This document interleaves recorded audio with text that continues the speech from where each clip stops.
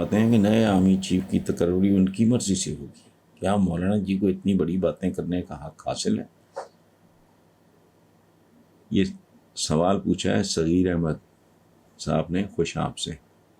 صغیر صاحب ایک بات یاد رکھیں، یہ چھوٹا منہ بڑی بات اس طرح کے جو محاورے ہیں نا، ان کے موجد ایسے ہی لوگ ہوتے ہیں.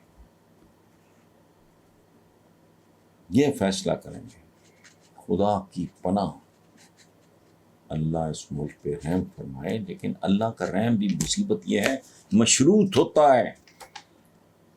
ہم اللہ سے رحم مانگتے ہیں، کرم مانگتے ہیں، وہ تو بے کرم سمندروں پر بھاری ہے، لیکن اس کی کچھ شرائط ہوتی ہیں.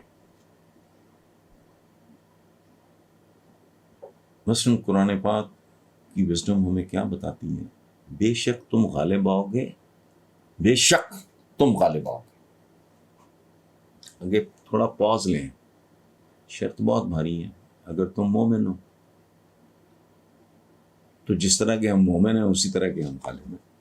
عمران خان کے خلاف مقدمے سے دہشت گردی کی دفعہ ختم کرنے کا حکم. یہ بیسک کامن سینس کی بات ہے.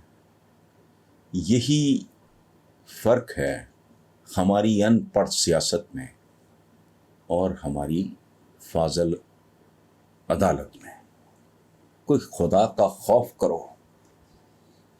یہ جو سیاسی کمیونٹی ہے ضمیر کو تو گولی مارے، ان کے تو ذہن بھی بانج اور بنجر ہیں، یہ عقلیں کام نہیں کرتی.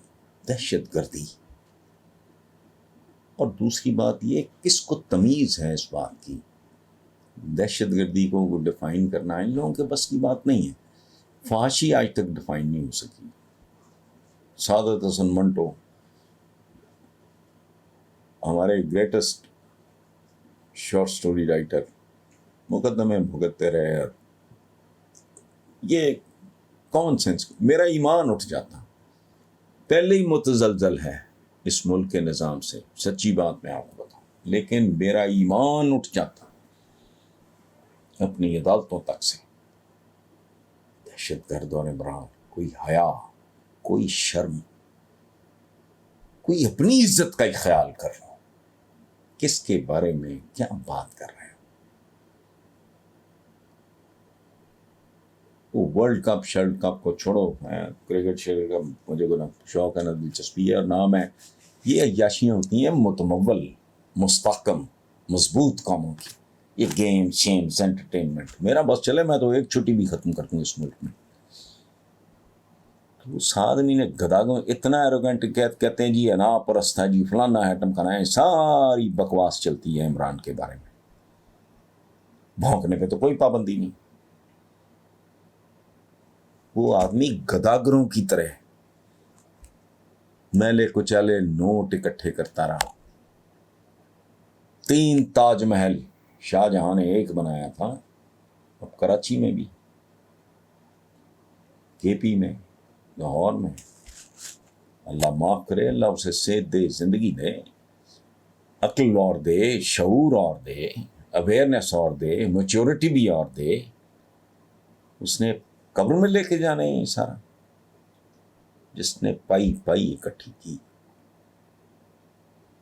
اس کو دہشت گرد کرتے ہوئے، دہشت گرد کا لفظ اس کے لیے استعمال کرتے ہوئے، پتہ نہیں